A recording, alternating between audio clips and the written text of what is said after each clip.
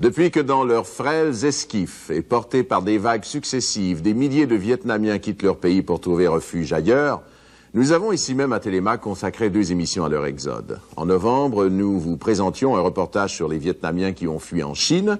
En décembre, nos collaborateurs René Mayotte et Nicolas Aubry nous présentaient les images qu'ils avaient rapportées de leur visite de camp de réfugiés vietnamiens en Malaisie. Ce soir, nous vous proposons un reportage sur ceux qui, parmi eux, ont émigré au Canada, plus précisément à Montréal. Ce qui est frappant, c'est qu'ils ont tous trouvé du travail et sont animés d'une volonté de se tailler une place au soleil qui illustre bien le sujet que voici.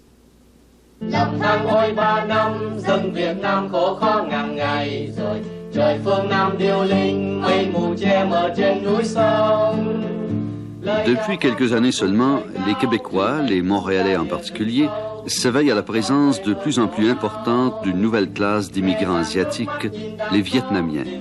Ils ne sont pas très nombreux, 14 000 au Canada, 10 000 au Québec, 8 000 à Montréal. Peut-être pas très nombreux, mais quand même très omniprésents. Ceux qui sont arrivés en 1975 s'affirment déjà comme professionnels, techniciens et commerçants, alors que les arrivants d'il y a quelques mois font déjà leurs premières armes dans le monde du travail. Qui sont-ils? Comment s'intègrent-ils à notre communauté? Les nouveaux arrivants, ce sont des gens de petits commerçants, c'est des adultes et des gens qui ont un niveau en général d'instruction du niveau secondaire pour les jeunes adultes. Et ça fait une différence avec ceux des premiers arrivants qui étaient de 1975, qu'on a reçus à titre de réfugiés, qui étaient de la classe bourgeoise, qui étaient des commerçants, des gens de profession.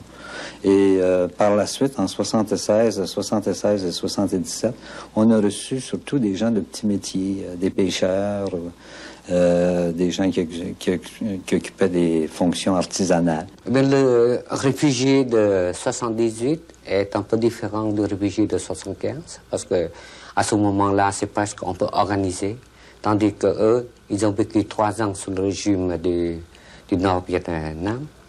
Alors, ils n'ont pu pas apporter grand-chose et puis ils ont beaucoup dépensé pour organiser leur voyage. Alors, quand ils arrivent ici, bien, ils n'ont pas grand-chose parce que soit, s'ils ont pu sauver une petite fortune, ils l'ont perdu peut-être en mer à cause de la piraterie qu'on voit sur les côtes de Thaïlande ou bien dans les camps.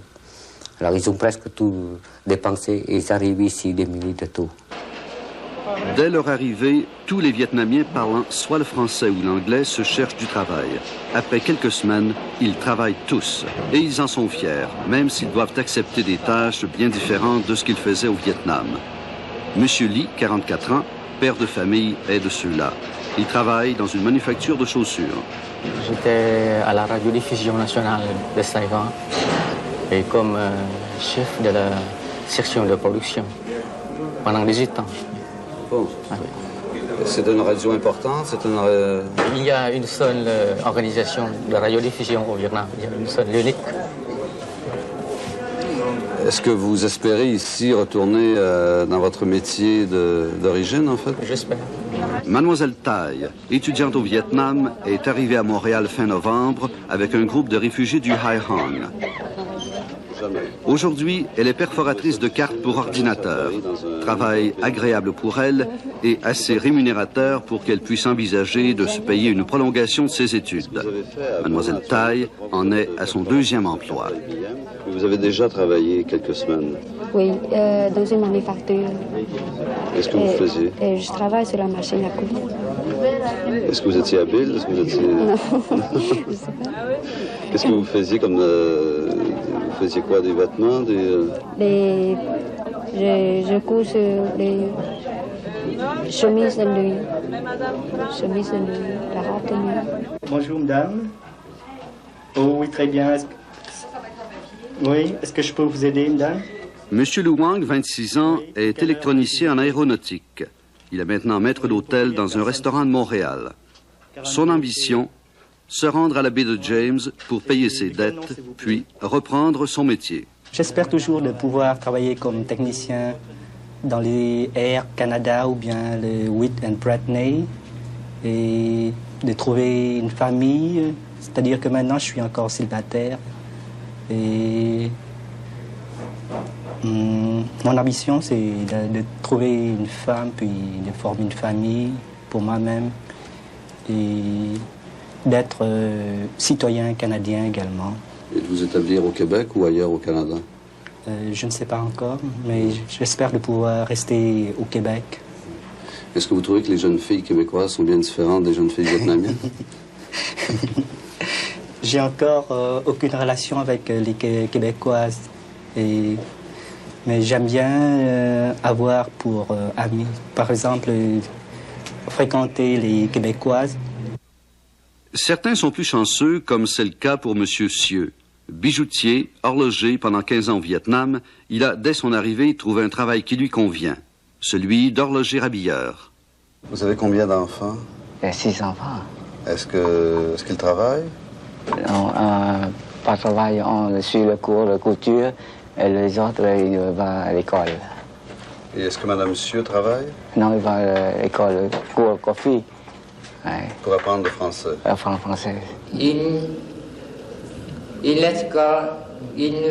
regarde à la maison. Non, il regarde la télévision. Je regarde la télévision. Qu'est-ce qu'il fait, Guy? Il regarde la télévision. Très bien. Fait récent, d'après la plupart des témoignages recueillis, il est beaucoup plus facile pour un immigrant de se trouver un emploi au Québec s'il parle le français. On peut presque affirmer qu'aucun immigrant n'a demandé à suivre des cours d'anglais. Mais au COFI, il n'y a pas que les cours de langue. On donne des conférences, on organise des journées d'intégration. Pendant cette période de 30 semaines, les immigrants reçoivent des allocations se comparant à celles du bien-être social. À la maison. Pardon? À la maison. Est-ce que c'est bien, V? Je pense qu'ils viennent ici plus par intéressement pour les allocations que ça donne que pour apprendre vraiment la langue. Pas du tout, parce que c'est tout un travail de 30 semaines à 30 heures semaine, assis en classe et parler dans une langue seconde. C'est très difficile, il faut être motivé. Simplement pour durer 30 semaines, il faut être motivé. S'ils ne sont pas motivés, ils ne sont pas capables de faire la session. C'est-à-dire que l'allocation, ça vient par surcroît. À mon avis, oui. Au cours de langue, les Vietnamiens sont des élèves talentueux. Seulement 3% d'échecs. Au travail, ils deviennent une main-d'œuvre recherchée. Il n'y a pas de chômage chez les Vietnamiens. Est-ce que le Vietnamien est plus méticuleux? Est-ce qu'il y a quand même des qualités que les autres n'ont pas? C'est-à-dire, il surveille son travail. Il est plus près de son travail que d'autres qui font ça pour passer le temps, que l'heure arrive. Mais le Vietnamien, il s'intéresse à ce qu'il fait. Jusqu'à présent, même avec les autres, j'ai pas eu de problème. Est-ce que vous le payez le même prix que vous paieriez un Québécois pour le même travail? Non, exactement pareil. Il n'y a pas de différence. S'il est plus rapide, ça dépend le rendement qu'il donne. Alors, s'il est beaucoup plus rapide que certains, il a une augmentation un peu plus que ceux qui travaillent un peu moins. Tout dépend du rendement. Je crois qu'il n'y a pas beaucoup de problèmes pour eux, vous savez, parce que ce sont des gens qui se contentent tellement de peu, et puis, comme ils n'ont pas d'autre choix, alors ils se résignent, mais ça va pour eux. Vous voulez dire qu'ils se résignent même sur le plan de travail, ils acceptent à faire des tâches inférieures à ce qu'ils faisaient au Vietnam? Eh bien, ils doivent bien l'accepter, mais comme c'est assez bien rémunéré, par rapport à ce qu'ils gagnaient entre 75 et 78, alors ils sont très contents parce qu'au moins ils sont payés pour vivre, et puis se loger, et puis avoir de l'instruction pour les enfants et tout ça. Alors ils sont bien contents. Est-ce qu'on peut dire que c'est une main-d'œuvre recherchée?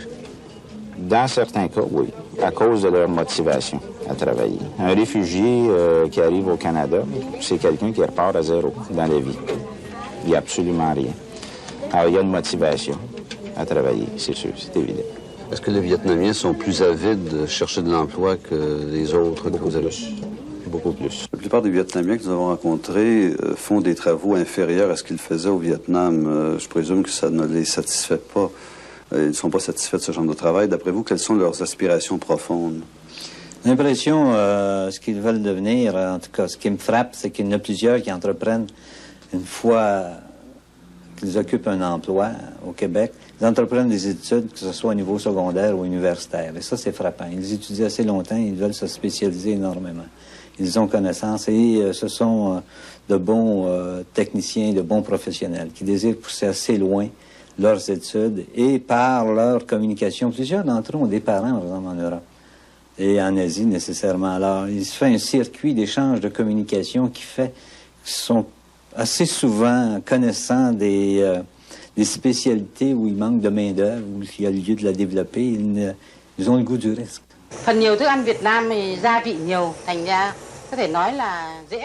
Si les réfugiés vietnamiens de 78 sont en voie d'intégration, ceux de 75 semblent maintenant bien établis et tout à fait à l'aise dans leur milieu. Comme M. Nguyen, entomologiste de profession, beaucoup ont lancé leur petit commerce qu'ils gèrent la plupart du temps sur une base familiale. Est-ce que pour les enfants, il y a un avantage à avoir une entreprise familiale aussi?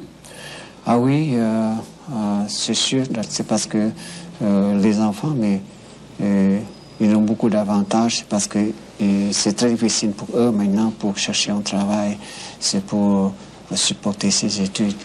Et s'il a travaillé, mais il doit travailler toute la journée, il ne peut pas avoir suffisamment de temps là, pour ses études.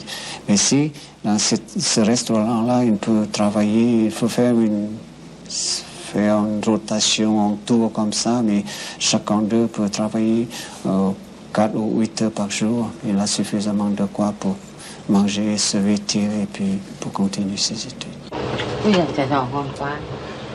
Quel âge avez-vous, Kim? J'ai 17 ans. Est-ce que vous êtes étudiante? Oui, je suis encore étudiante. Qu'est-ce que vous étudiez? J'étudie la santé. Et qu'est-ce que vous voulez faire?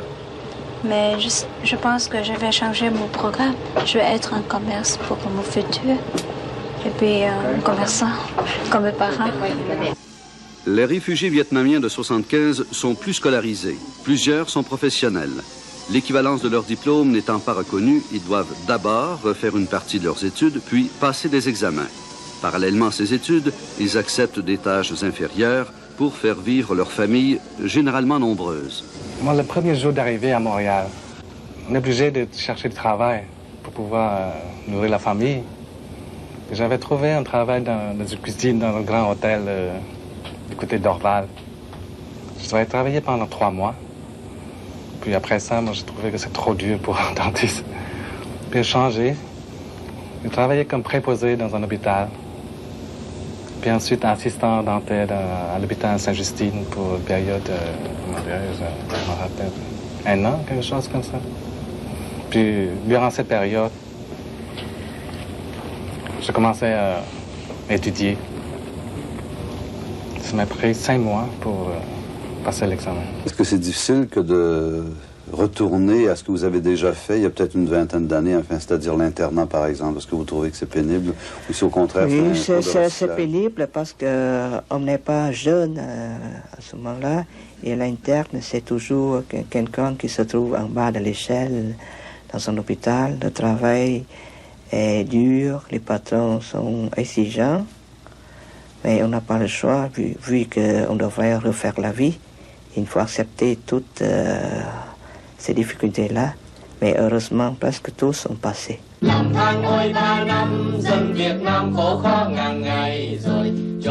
Quelle que soit la période de leur arrivée, quel que soit le genre de travail qu'ils faisaient dans leur pays, les immigrants vietnamiens travaillent, poussent leurs études, s'intègrent et deviennent très rapidement un apport économique. Comment se fait-il qu'il y a des Québécois qui sont chômeurs et il n'y a pas de Vietnamiens qui sont chômeurs? Peut-être parce que des fois, les Vietnamiens, enfin, une des explications qu'on m'a données, parce que j'ai posé la question à des Vietnamiens, ils ont dit, nous autres, par notre culture d'être sous l'assistance sociale, ça nous insulte. Nous nous sentons dégradés, ça ne fait pas partie de notre culture, donc il faut travailler pour gagner notre vie. Không nói thanh liêm nhưng tàng than, hiện thân là lời thương ác tàng. Là anh em ai ơi, sao người không giữ chút tình đồng bào, để muôn dân kêu than nghe từ trên đồng hoang núi cao. Người đừng giết chết người Việt Nam, cùng dòng máu thăm người Việt ơi.